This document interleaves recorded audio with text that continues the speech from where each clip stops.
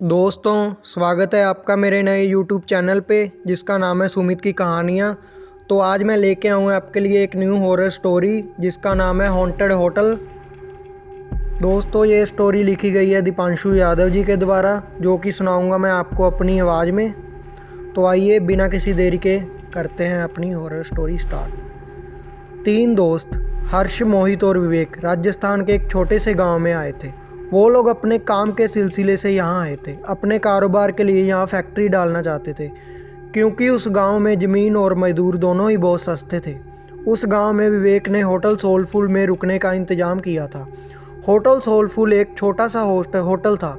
कोई आलीशान होटल नहीं था ये। इसमें BS ईंट से बनी एक इमारत थी और नीचे खाने का बना एक वेज रेस्टोरेंट, जिसमें भी उसके टेबल वगैरह दरवाज़ों पर भी धूल लगी हुई थी, जैसे वहाँ का चूल्हा सालों से जला ही नहीं था। जैसे ही वो लोग होटल पहुँचे तो उन्होंने देखा कोई स्टाफ ही नहीं था। बस वॉचमैन के नाम पर एक बुढ़े से चाचा बैठे थे जो अपनी बीड़ी पी रहे थे। हर्ष और मोहित दोनों ही विवेक को डांटने लगे, क्योंकि होटल बुक करने की जिम्मेदारी विवेक की थी और वो होटल बिल्कुल वीरान लग रहा था। उनकी बातों को सुनते हुए वॉचमैन चचा हंसते हुए उन लोगों के पास आए और उनसे पूछने लगे कि क्या वो होटल में ही रुकने वाले हैं। उन तीनों ने सर हिलाकर हाँ कहा और चाचा ज़ोर ज़ोर से हंसने लगे। हंसते हंसते ही फिर उन्होंने चलना शुरू किया। कुछ गुनगुनाते हुए वहाँ से चले गए। उन तीनों ने वॉचमैन चाचा को पागल समझकर उनकी बातों पर ध्यान नहीं दिया।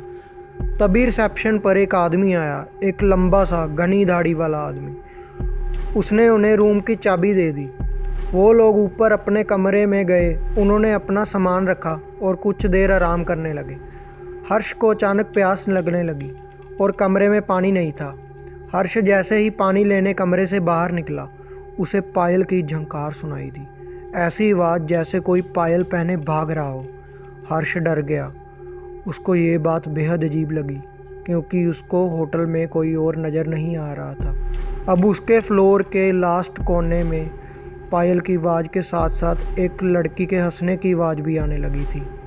हर्ष उस आवाज़ के पीछे जाने लगा था कि तभी उसके कंधे पर किसी ने हाथ रखा और हर्ष चीख पड़ा। पीछे रिसेप्शनिस्ट पानी लेकर खड़ा था। हर्ष ने अपनी बौखलाहट में उस हर्ष को डांटा और पानी लेकर वापस अपने कमरे में चला गया। देर रात मोहित होटल की बालकनी में खड़ा अपनी गर्लफ्रेंड से बात कर रहा था। उस बालकनी से हाईवे का रास्ता साफ दिखाई देता था। अचानक उस रास्ते पर एक एक्सीडेंट होता हुआ दिखा। मोहित चौंक गया। वो जैसे ही नीचे दौड़ लगाने के लिए जैसे ही मुड़ा तो उसके पीछे सफ़ेद कपड़ों में एक बुढ़ा आदमी खड़ा था। उस आदमी की लंबी सी सफ़ेद दाढ़ी और चेहरे पर ढेर सारी झुर्रियाँ थी। मोहित उस आदमी को देखकर घबरा गया था, क्योंकि वो आदमी सिर्फ हाईवे की तरफ देखकर मुस्कुरा रहा था। उसने हंसते हुए मोहित को देखा और उसने हंसना बंद कर दिया। वो आदमी जैसे ही मोहित की ओर चला, मोहित डर कर अपने कमरे में आ गया। कमरे में आकर जब मोहित ने खिड़की से जब हाईवे पर देखा तो वहाँ कोई एक्सीडेंट नहीं हुआ था। अगले दिन तीनों फैक्ट्री की साइड देखने निकले, लेकिन गाड़ी शुरू होकर थोड़ा आगे ही बढ़ी थी, तभी बंद हो गई। साइड पर जाने के लिए कोई बस या सवारी भी नहीं थी। तो उन तीनों ने रिसेप्शनिस्ट को कॉल करके पूछा, तो उसके कहने पर एक मैकेनिक को बुलाया। 3 घंटे बाद जब मैकेनिक आया तो उसने गाड़ी को थोड़ी देर तक देखने के बाद कि गाड़ी को वर्कशॉप पर ले जाना पड़ेगा। वो तीनों मैकेनिक के साथ ही उसकी गाड़ी में चले गए और साइड पर उतर गए। देखते देखते शाम हो गई थी। उनको मैकेनिक का कॉल आया कि उनकी गाड़ी पूरी तरह से बिगड़ चुकी है और वो कब तक बनेगी कहा नहीं जा सकता। अब उन्होंने वापस जाने के लिए एक ट्रक वाले से बात की और उस ट्रक वाले को होटल पर खाना खाने का लालच दिया। लेकिन जब उन्होंने उस ट्रक वाले के सामने होटल सोलफुल का नाम लिया, तब वो ट्रक वाला बेहद घबरा गया। उस ट्रक वाले ने उन्हें बताया कि उस होटल में भूतों का बसेरा है।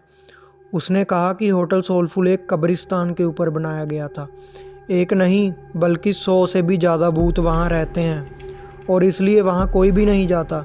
हर्ष और मोहित के साथ हुए हादसों ने उन्हें सोचने पर मजबूर तो किया, पर विवेक भूत प्रेत ऐसी चीज़ों में नहीं मानता था।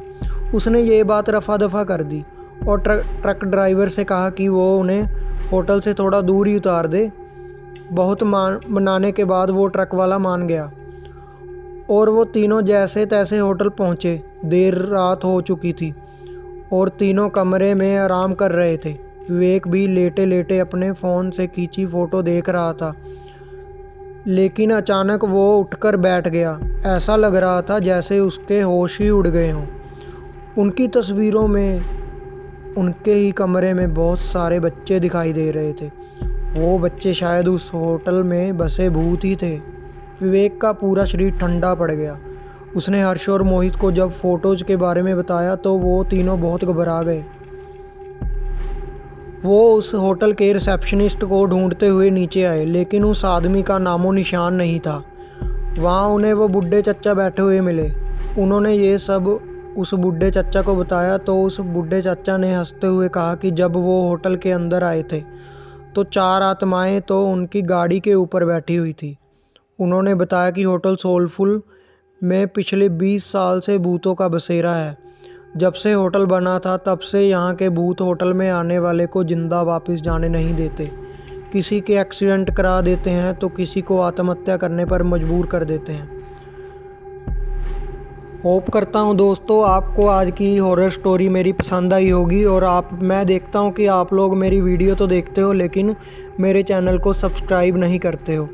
तो दोस्तों आपकी ऐसी छोटी छोटी हेल्प से हमको काफ़ी ज़्यादा मोटिवेशन मिलती है। तो आप लोग हमारे चैनल को सब्सक्राइब कर लें ताकि आपको मेरी वीडियो सबसे पहले सुनाई दे। और आप लाइक भी करें मेरी वीडियोज़ को और ज़्यादा से ज़्यादा शेयर करें। Thank you so much.